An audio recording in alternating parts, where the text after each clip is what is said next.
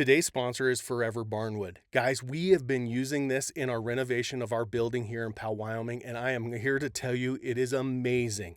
They are a premier supplier of barnwood across the U.S. Their products come from fresh-cut Wisconsin white pine, which has been kiln-dried way below standard lumber and hand-processed into various products like barn doors, beams, flooring, and wall covering. This type of lumber product provides all of the advantage of reclaimed barnwood at a fraction of the cost, not to mention how easy it is to work with because it's straight lumber and it doesn't have all the waste. Their barnwood products are a renewable resource and come in a variety of widths and lengths, large sizes for countertops, beams, posts, stairs, and railing systems, as well as wall covering and everything else. Their prices are only a fraction of the cost elsewhere, and they can ship anywhere you need it. With their innovative barnwood products, you'll have the right piece at the right time for your special project. So check them out at foreverbarnwood.com, and no matter what your project is, Forever Barnwood has you covered. This episode of the podcast is brought to you by Silencer Central. Silencer Central, thank you for supporting us. If you would like to support Silencer Central, if you have any interest in a silencer, which I encourage because it is a game changer in the field, check out silencercentral.com. They will walk you through the paperwork online, as well as they can ship that silencer directly to your doorstep. So check them out and tell them Ike sent you. Welcome to Eastmans Journal Podcast edition, folks. We have an update with David Willms. It is, obviously the public land thing is a huge topic. Everybody's talking about it. All I've done is been on podcasts, answer phone calls, and bump into people in town asking me about it. David is here to give us an update. Things are changing and moving daily. I mean, I just had him on 3 days ago and we talked about it, and it's changed at least 3 times since then. Which is good. I mean, it's our political system at work, and folks are doing what they need to do and calling their senators, calling their representatives, calling their local guys, just like you suggested, Dave. David, this thing is crazy and it's moving constantly. And last night you were just telling me, you spoke at an event in Cheyenne, which was kind of a bipartisan, it sounded like. Yeah, it was awesome. I'll admit I was a little nervous going in. I was like, is this going to be just a, super green group, coming in type of rally? There was a big public lands rally in Cheyenne last night. And when we did the shout out of, who's, throw your hand up, cheer if you're Democrat, Republican, Independent, man, I'd say it pretty much matched the politics of the state. It was really cool to see. That is cool. Like this diverse group of folks come together. I think we might've talked about it last time. It's like Mike Lee's a great unifier. He just brought everybody together. It was really Talk about across the aisle, right? Yeah, right. Well, and that's interesting because I've had conversations now with ranchers. I've had conversations with industry people inside the industry, and a couple of those guys are a little confused and not, calling me like, okay, what's the deal? You're going to give me the actual scoop and not rhetoric, not something that you heard from somebody else. What's the deal? And we walk it through, and even ranchers and business owners and guys are like, man, I don't know. This seems like a slippery slope.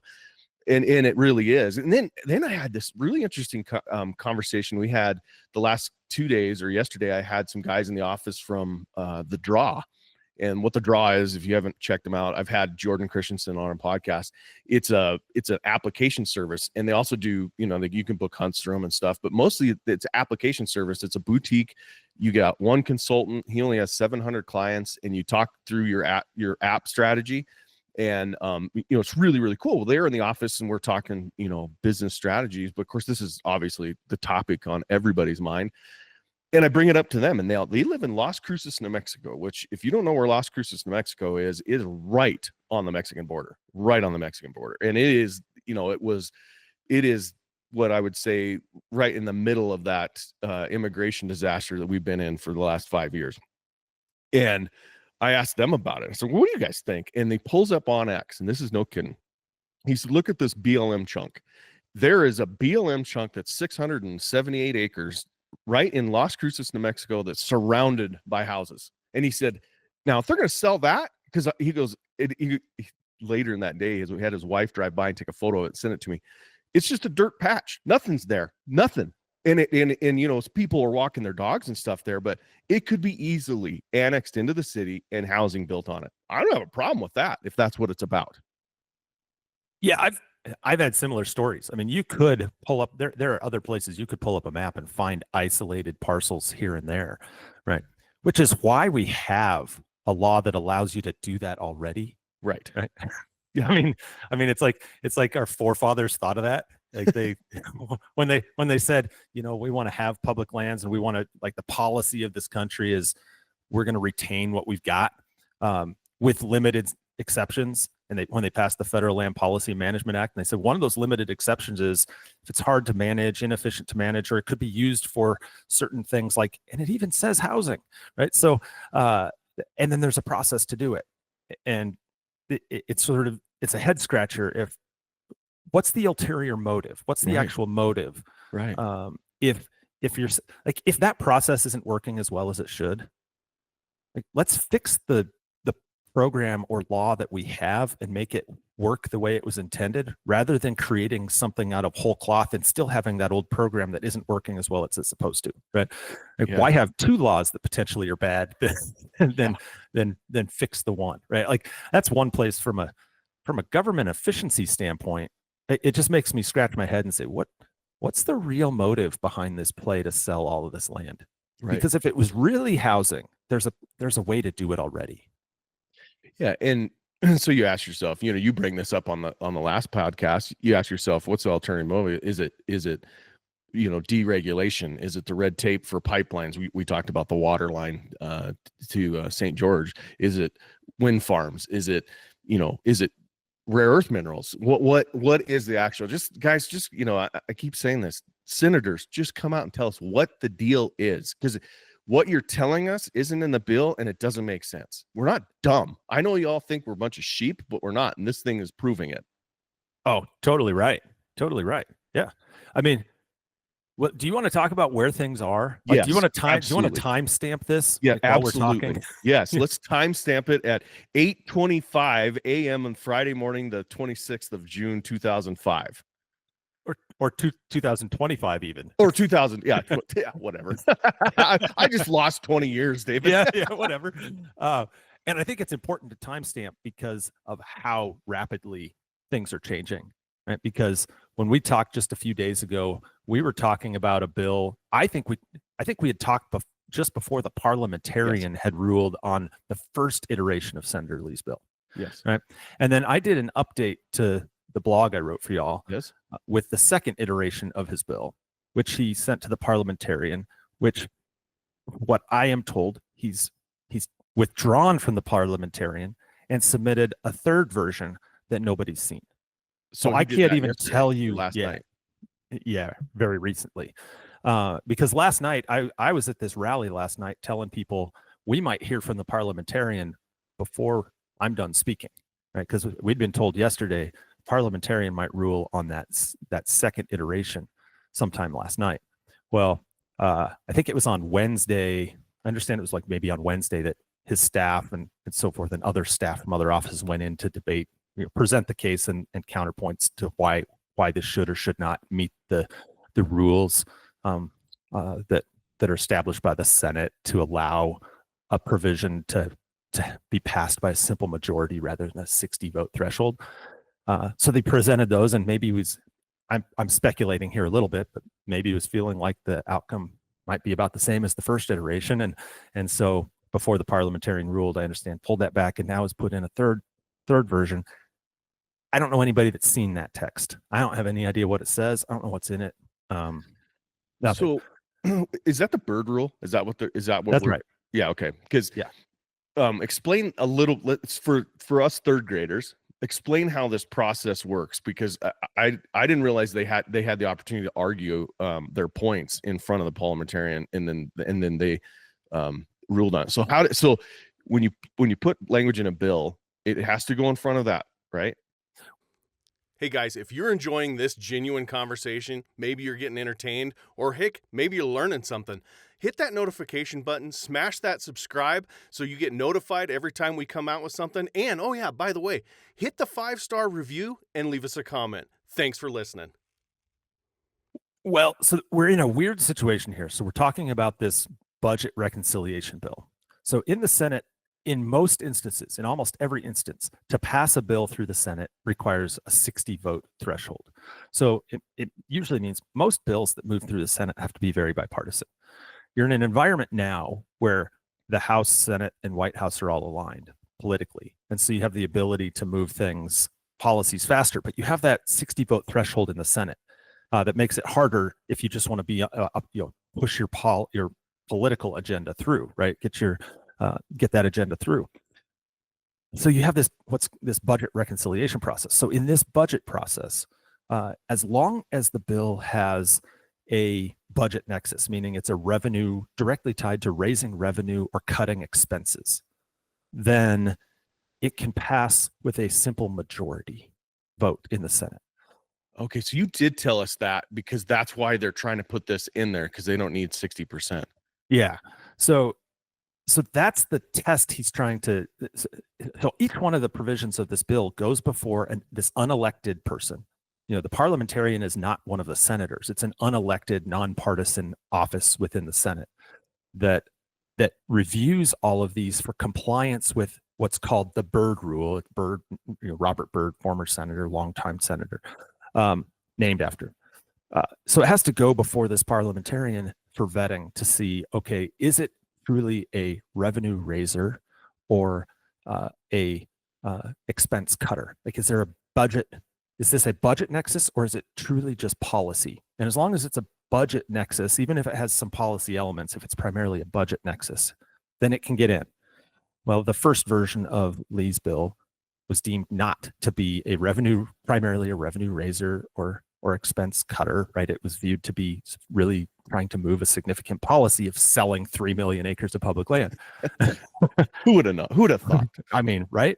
And so it sounds like maybe the second version was there was a little bit of concern that might suffer from the same fate.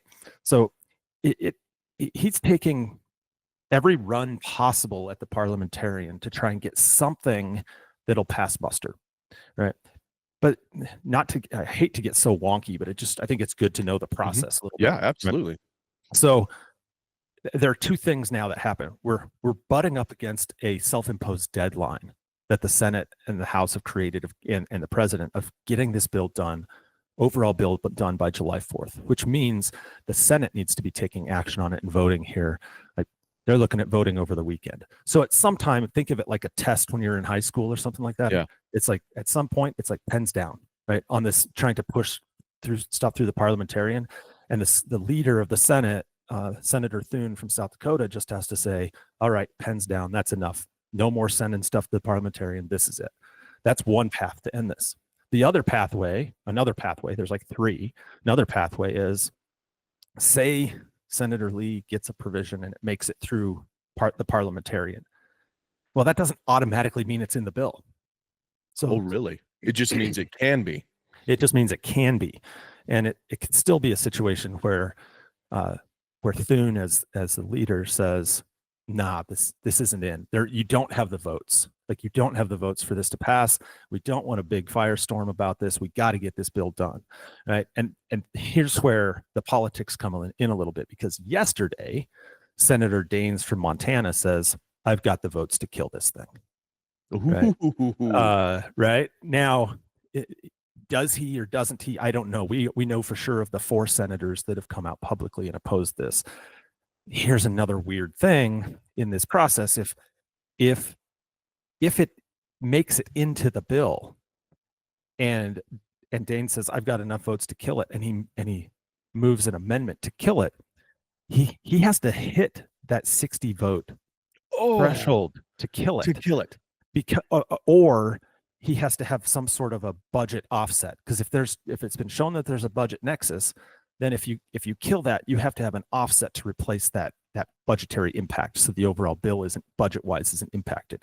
So it's no longer, he doesn't need 51 votes to kill it. He needs to find like 14 Republicans. Yeah. So, does he have that many lined up? Or is he just, I don't know the politics, but he made a play yesterday saying, "I got the votes to kill this thing," trying to probably apply a little pressure to Thune, saying, even if the parliamentarian says you're good, pull it out. Pull it. And then another thing happened yesterday. So there's this all happening so fast. Like last night, 5 members of the House, including led by Representative Zinke, but also Representative Simpson, Newhouse from Washington, Bentz from Oregon, and I'm going to forget. I should have them all memorized. I don't. There's one from California. They sent a letter to Thune saying, and it was public, it was published, saying, why are you wasting your time? Basically, it's like, why are you wasting your time on this? If there's any land sale in the Senate version of the bill, we will vote no on the overall package in the House. Like, we will not. Like, so they drew a red line, these 5. And because those they 5 have to vote on it again, right? Right. Because it has and to they go only back. need 50. And they just have to get to the 50, like 51 or 50.1%, like just over half, right? So, and the Republican majority in the House is very slim. So those 5 Republican representatives saying this is a red line, we will not vote for a bill that's in it, is a signal saying it's dead on arrival. Like, your bill is dead if that's in it. So there's all of this pressure applying from all of these, coming in from the House, coming in from the Daines coalition in the Senate. Don't know what's happening with the parliamentarian. Lee seems to be just pushing until it's just going to take this massive weight to collapse this thing.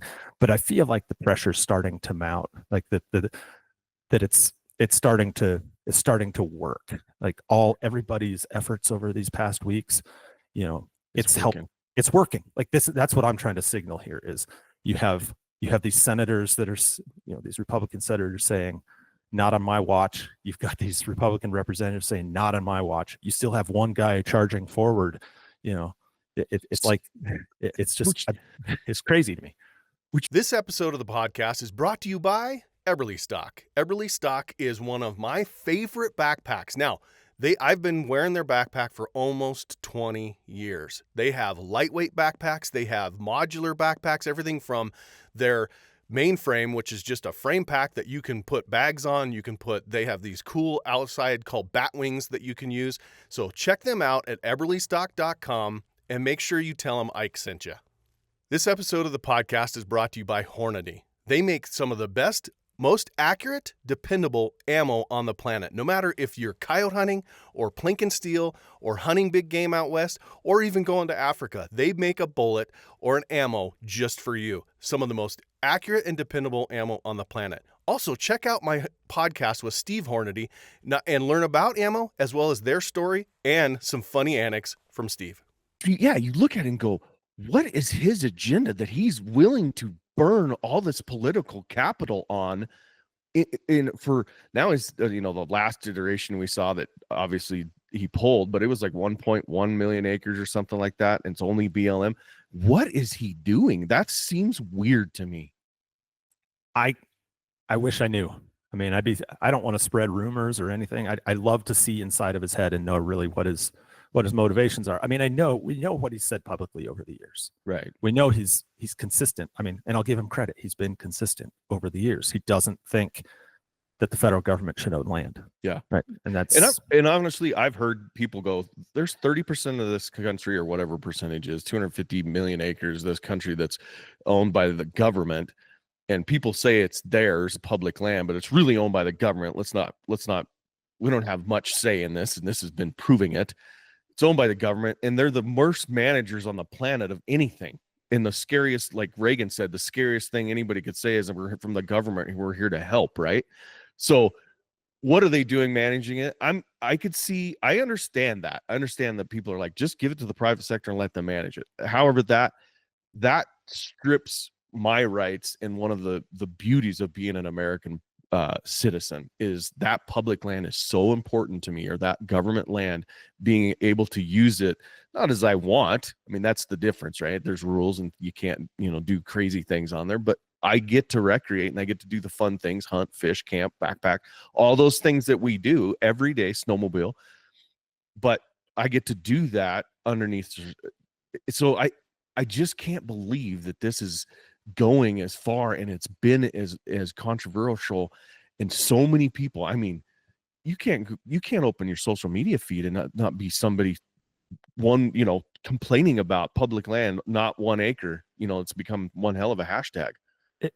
You're absolutely right. Like it's united everybody, But here's one thing I'm already kind of thinking ahead. Like, let's win this, right? Mm-hmm. Let's win it. Like, keep the foot on the gas. We may know in 2 hours if this is dead. We may know in 24 hours if this is dead. It might be a day and a half. I don't know. But we're coming up to the finish line on this. Like, we're just right on the cusp of what I'm hoping is a win here for public landowners across the country. But like, the thing I'm trying to tell people now, just to keep your foot on the gas here. But when this is done, we got to do two things. One is we can't wait for something like this to happen again to care about public lands and to talk about it and make it a voting issue for our representatives, elected officials, and so forth. Like, it has to be on the ballot in the next election first, for sure. But there's another thing too, which is a post-mortem of why did we end up in this spot? Like, why are we right here? And to something you said, I mean, Senator Lee did this for a reason. He's got his own motivations, right? But there are other people that have called for transferring public lands to states, doing different things.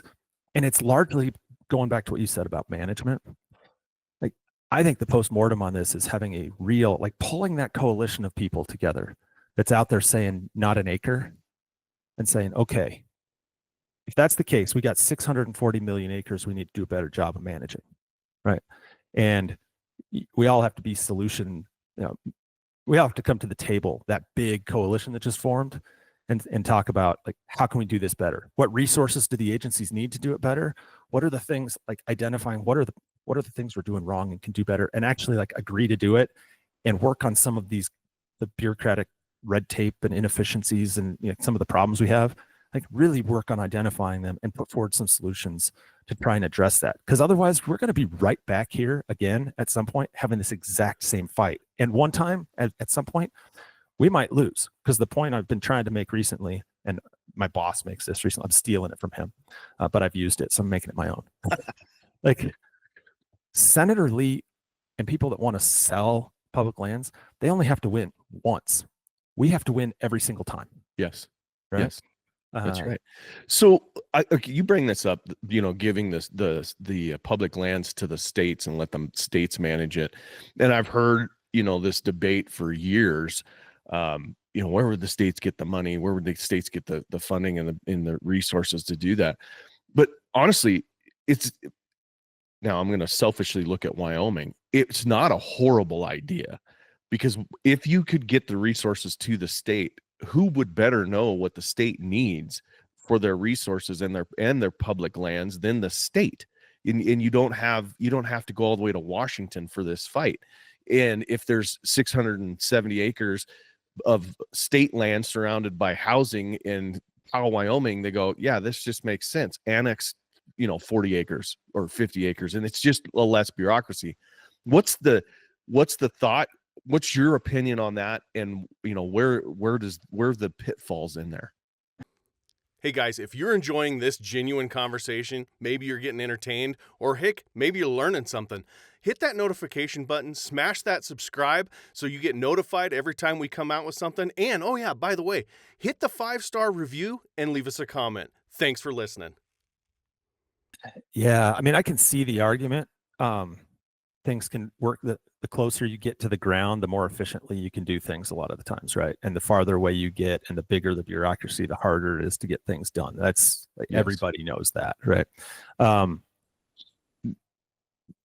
If you transferred all the lands to the state, and I'm just, look, here are a couple of concerns that I've heard, and some that I actually think might be some truth to it. Like, we don't have the firefighting infrastructure in Wyoming, for example, to deal with wildland fire. When we get into a bad fire season on federal lands, like, we don't have the tankers, the engines, the boots on the ground to combat that. And the cost of that to do that is monumental. I mean, we drained our state fire account last year in like a matter of weeks for the whole year to deal with fires in Northeast Wyoming. Yeah, right. Buffalo. Yeah, exactly. And so when you get a big fire season, like, it could impact the state in an incredibly negative way. If the mineral rights don't transfer with the surface rights to the state, you're really in trouble now. You're really in trouble. Where do you get the revenue to support the management of those lands? Like, And then also we have the way our law in the state is currently constructed versus how the federal government's law is constructed. So the federal government's law is constructed under this multiple use mandate, right? So under the Federal Land Policy Management Act and the Forest Management Act, right? The lands are managed for multiple uses, which means they don't actually they don't maximize revenue because they're trying to maximize opportunity for as many people as possible. Yeah. So grazing leases are very low, timber leases costs are low, mineral royalties rates tend to be lower than on state grounds. Like all the things the federal government subsidizes a little bit under this multiple use mandate to make it open to everybody. Under our state system, our state constitution requires that these state trust lands be managed to maximize revenue, for the maximum revenue to benefit our schools. So unless we change our constitution, if we acquired all those lands, we'd actually have to manage them not for multiple uses, but in a way that maximizes the revenue off of those lands, which in some instances might mean, and it's happened in a lot of states, might mean selling them. Yeah. So you have to create a whole bunch of, I think, constitutional changes and figure out your revenue streams to be able to actually manage them. I mean, federal government doesn't have the revenue right now to manage what they've got, but I'm not convinced the state does either. Right. And maximizing the pitfalls for maximizing that revenue, which sounds good, but the pitfalls of that is then all of a sudden, if you're maximizing revenue, then the energy industry, because they're paying the most of the revenue, they get to dictate what's going on the property, and then all of a sudden your favorite fishing hole, your favorite camping spot is an oil pad. Yeah, I mean, that's one thing that could happen. Yeah. And so I'm more of a proponent of like a co-management type of thing. Like, how do we come up with an arrangement where the states and the federal government work more closely together on management of these lands in state, rather than the federal government is the absolute arbiter or the state is the absolute arbiter? But how do we come up with this situation where there's almost this co-management, so the local voices in the state is really integrated into the management decisions of those lands in the state, as opposed to sometimes feeling like they get lip service.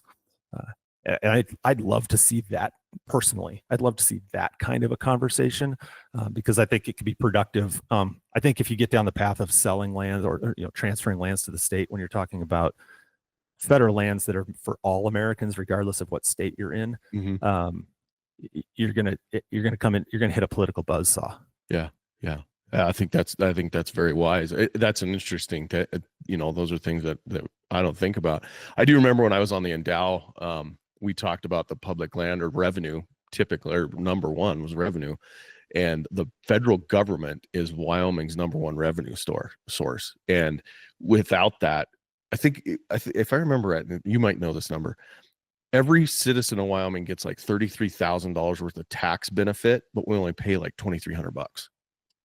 Yeah, I don't know the exact number, but it's pretty. You're right. The disparity is big. Yeah. It's huge, absolutely huge. Yeah. So, well, that's awesome. Is there anything else that guys need to be doing or know about this? Folks out there that they haven't done. Obviously, calling a senator again, calling a representative again doesn't hurt. It's a good Friday afternoon little workout. Call the 5 numbers you have on your list, and call your county commissioners and your local and your state reps and see if we can keep the pressure on them. Yeah, I'm sure there's fatigue building amongst everybody listening, right? Fatigue's building. Like, I've been calling. Mm-hmm. Like, you just have to go a little bit farther. Like, keep pushing. All I can say is just don't take your foot on the gas, and don't believe everything you're seeing on social media. I've seen so many people out there that are like, it's out, it's in, it's out. Until the votes are counted.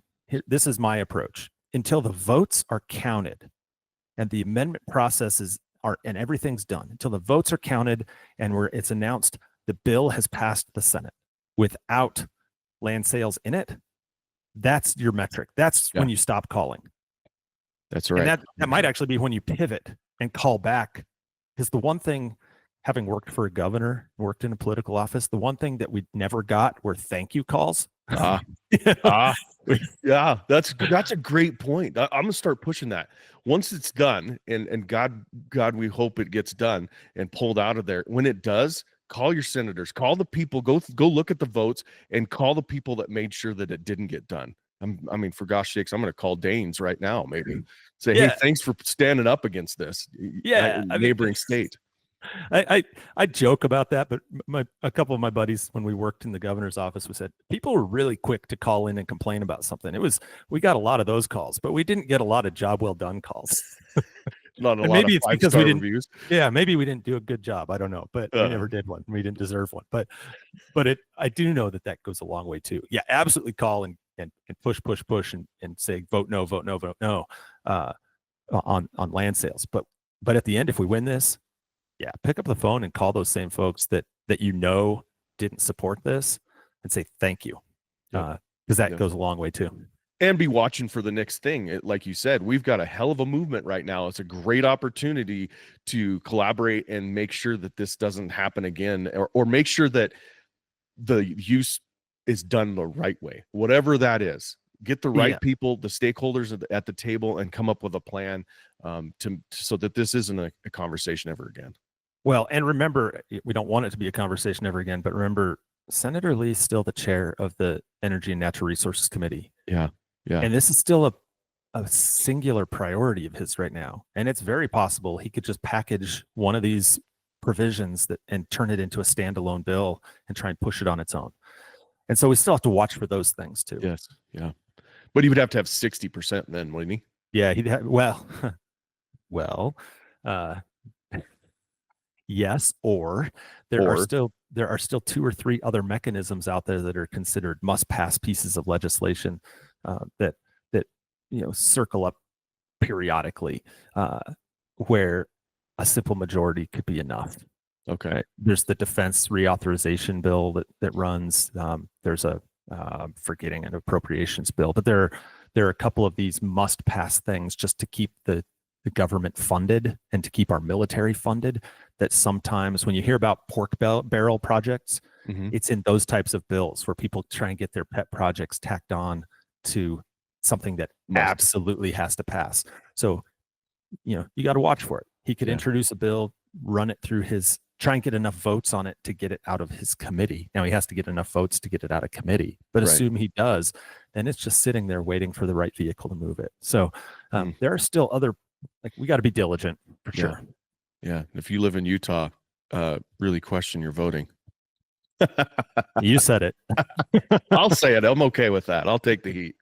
So, well, David, I really appreciate you coming on and giving us the straight what for on this public land sell-off, and walking through it and explaining it to me, the third grader, because obviously I don't live and swim in the political world. And it's very complex, and you've done a wonderful job. And thanks for what you're doing. I know you're really putting a lot of your own time and effort, 3 o'clock in the mornings, writing us blogs to make sure that the folks know. So I appreciate that. Well, I'm happy to do it anytime. This is something I care deeply about, and it's one of those moments you got to leave it all on the field. So there's time to rest at the end of this. Yeah. Well, here's your 5-star review. Thanks, David. I appreciate it, Ike. Thanks. Well, good. I appreciate that. Thank you so much. If things change, let me know if you hear something.